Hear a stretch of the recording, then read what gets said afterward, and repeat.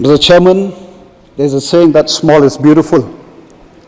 Well, I am proud to stand here to represent one of the most beautiful people living in the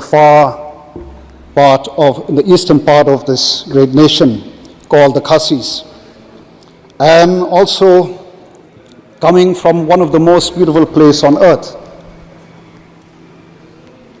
Mr. Chairman, I urge and I call upon the government and also the members of this august House to play a role in enriching and promoting the culture of my people, especially when we talk of culture, language is one of the important elements.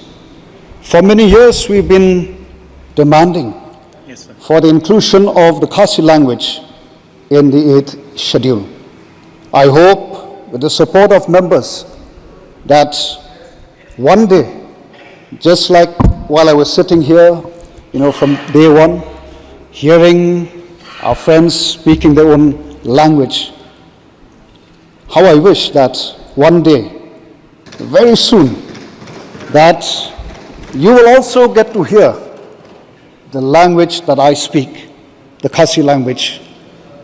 And I hope that the government, members in the opposition, would support the inclusion of the Khasi language in the 8th schedule. Okay, sir. Kindly conclude, sir. Well,